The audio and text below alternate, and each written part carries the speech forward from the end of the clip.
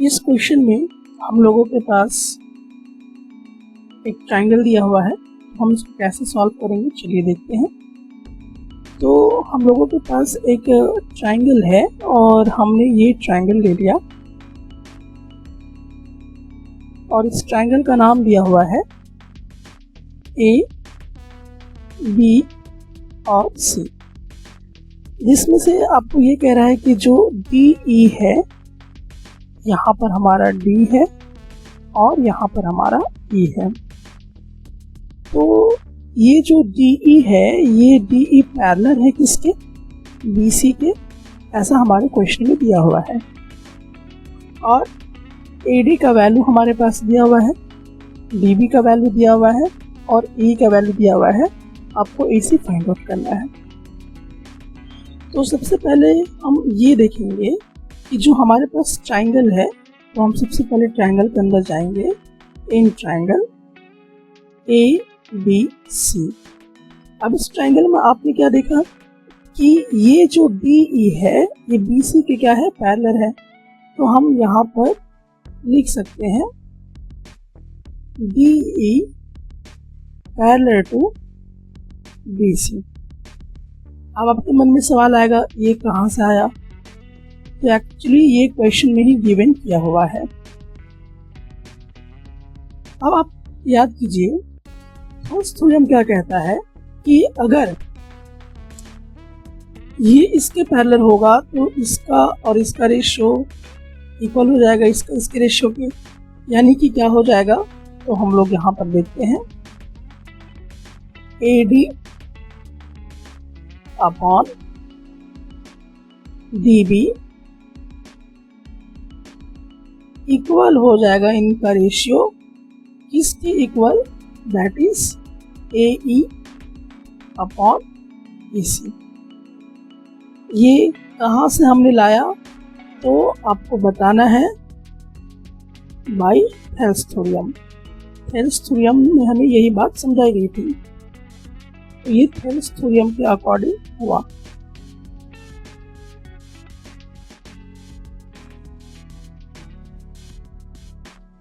अब हम वैल्यू को सब्स्टिट्यूट करेंगे इस पर। एडी का वैल्यू देखिए आपके पास 2.5 सेंटीमीटर है, तो हम यहाँ पे पुट करेंगे 2.5 सेंटीमीटर।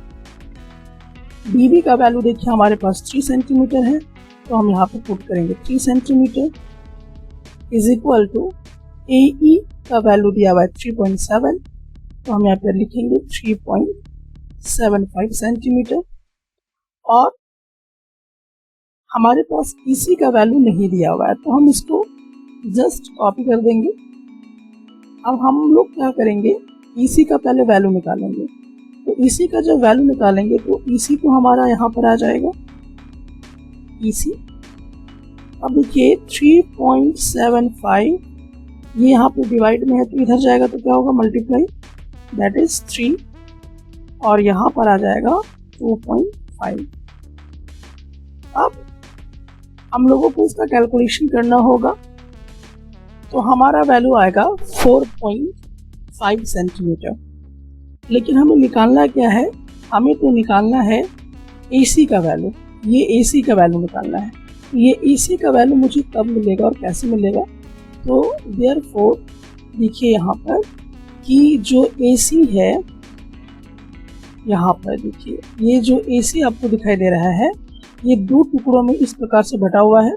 हम लिख सकते हैं AE प्लस EC। अब यहाँ पर AE का वैल्यू कितना है हमारे पास?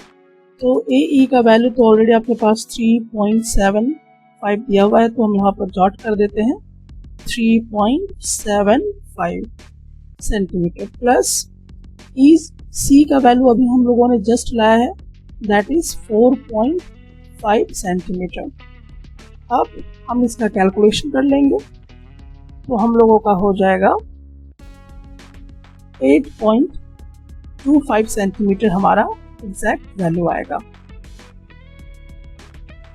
अब इस क्वेश्चन में देखते हैं।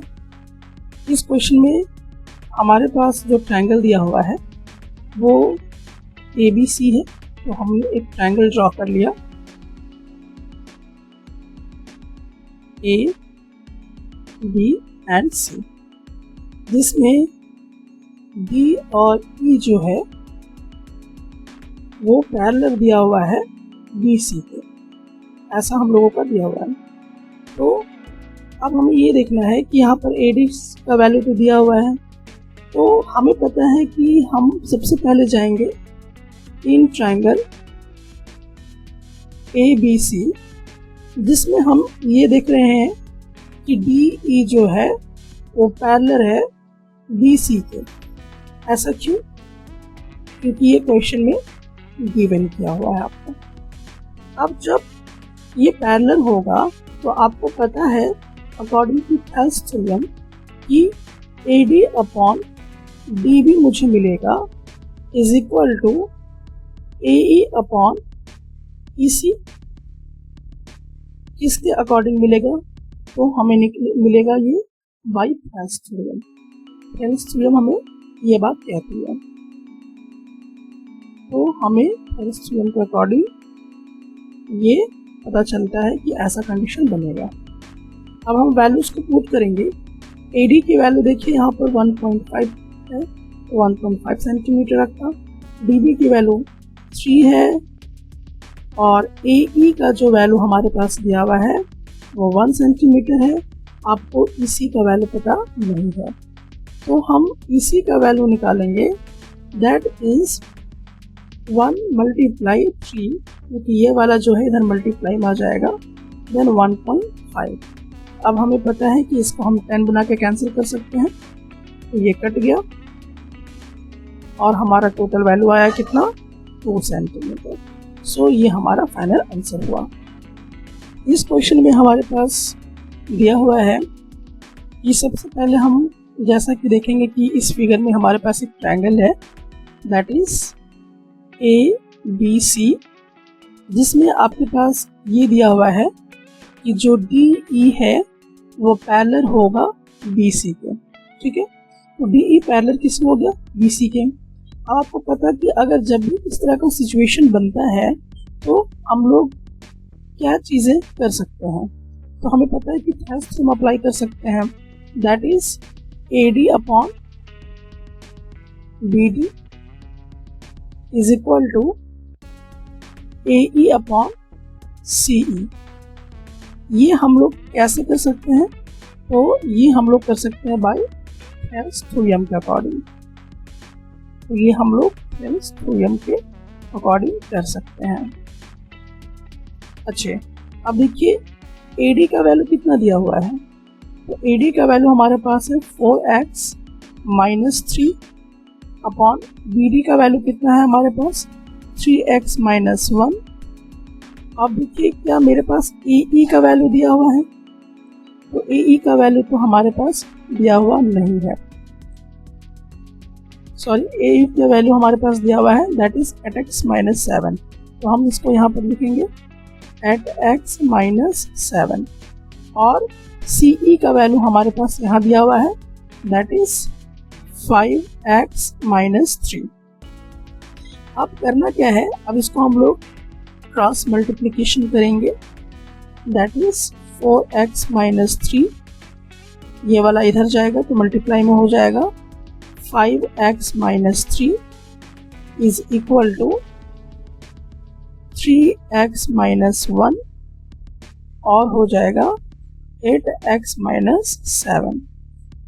सो अब हम इसको सॉल्व करेंगे, that is 20x square minus 12x minus 15x plus 9 is equal to 24x minus 21x then minus 8x plus 7। अब देखिए इसको हम लोग क्या करेंगे, कैलकुलेशन करेंगे। यहाँ पे 24x स्क्वायर होगा। अब इसका कैलकुलेशन हम कवर करते हैं, तो हम लोग जब इसका कैलकुलेशन करेंगे तो कैलकुलेशन में हम लोगों को मिलेगा 4x square minus 2x minus 2 is equal to 0। अब इसका हम फर्दर कैलकुलेशन करेंगे, 2 से डिवाइड करेंगे तो हमें मिलेगा 2x square minus x minus 1 is equal to 0। देखिए ये क्वाड्रेटिक फॉर्म में आ चुका है, तो आप इसको ब्रेक करना ज़रूर जानते होंगे। तो इसको हम लोग इस प्रकार से ब्रेक कर सकते हैं, that is 2x square minus 2x minus x, यहाँ पे प्लस रख दीजिए ताकि सब्ट्रैक्ट होकर माइनस x आ जाए, और यहाँ पर हो जाएगा माइनस 1 इज इक्वल टू 0। अब हम यहाँ पर देखेंगे कि हमारा इसमें से कॉमन निकल जाएगा 2x, तो बचा x माइनस 1 और प्लस 1, तो हो जाएगा मुझे x minus 1 is equal to 0।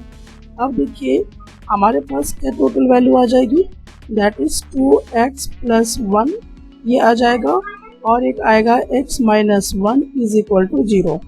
So अब हम लोग x की वैल्यू अगर निकालेंगे तो हमें x की वैल्यू 2 मिलेगी। एक तो x की वैल्यू मुझे क्या मिलेगा, माइनस हाफ, और एक x का वैल्यू हमें क्या मिलने वाला है, वो है इक्वल टू 1। सो हम लोग यहाँ पर देखेंगे कि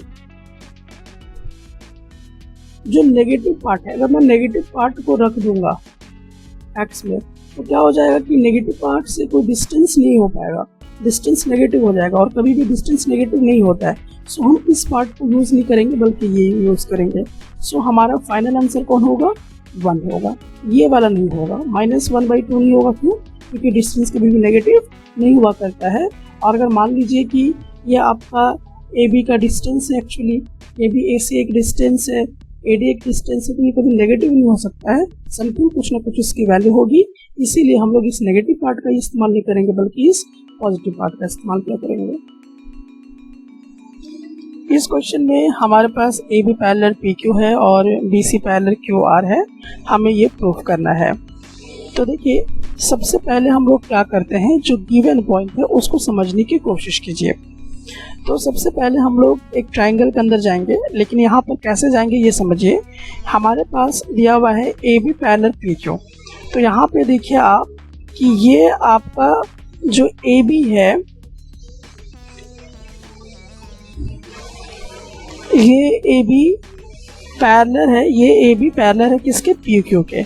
तो हम इससे ट्रायंगल के अंदर चले गए यहाँ पर, तो हमारा एक ट्रायंगल का नाम आएगा कि हम किस ट्रायंगल के अंदर देख रहे हैं। तो इन ट्रायंगल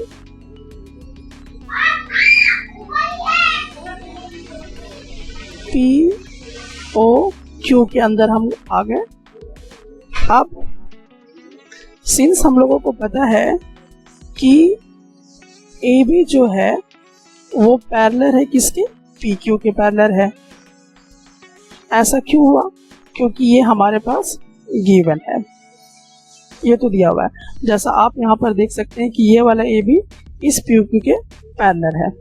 अब ये पैरेलल है तो क्या करता था, थेल्स थ्योरम अप्लाई करते थे। तो थेल्स थ्योरम हमारा क्या कहा करता है, तो थेल्स थ्योरम में हमें ये कहता है कि जो रेशियो होगा, यानी कि PA upon AO is equal to QB upon BO, ये होगा, क्यों होगा, सो बाय थेल्स थ्योरम के अकॉर्डिंग होगा। अच्छा, ये तो हमारा एक चीज हो गया, तो इसको हम लोग इक्वेशन 1 ले लेते हैं। ये हमारा इक्वेशन 1 हो गया। अब देखिए यहाँ पे जो गिवन पॉइंट है उसको यूज कीजिए। जैसे यहाँ पे देख रहे हैं कि BC जो है वो QR के पैरेलल है, BC ये वाला BC QR का। तो हम लोग एक ट्रायंगल के अंदर फिर इसके अंदर चले गए। तो in triangle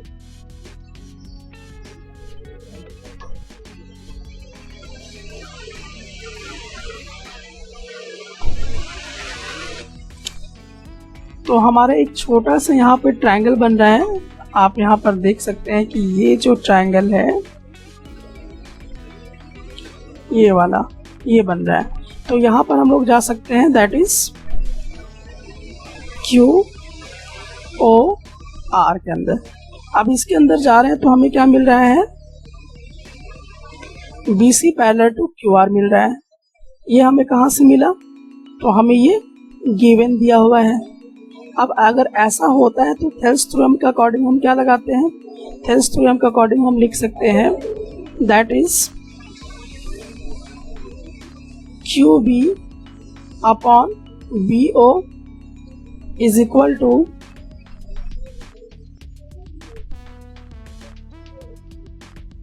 RC upon CO। ये कैसे आया, तो ये बाई थेल्स थ्योरम के अकॉर्डिंग आया। ये थेल्स थ्योरम के अकॉर्डिंग आया। ये इक्वेशन हमारा 2 बन गया। अब देखिए इक्वेशन 1 और इक्वेशन 2 को देखिए, यहाँ पर ये दोनों इक्वल हो गए हैं, देयरफॉर हम लिख सकते हैं PA upon AO is equal to, इसके बराबर हो जाएगा RC अपॉन CO। अब थोड़ा ध्यान दीजिएगा कि यहाँ पर हम कहाँ पहुँच गए, PA, यहाँ पे लिखिएगा ये वाला PA और AO यहाँ तक पहुँच गए, और RC से लेके CO इस ट्रायंगल के अंदर आ गए। तो डेफिनेटली ये वाला जो पार्ट आपके पास है, ये वाला AC, ये किसके पैरेलल हो गया, PR के पैरेलल हो गया। तो हम यहाँ पर लिखेंगे AC पैरेलल PR। सो ये हमारा प्रूफ हो गया, दैट इज क्वाड।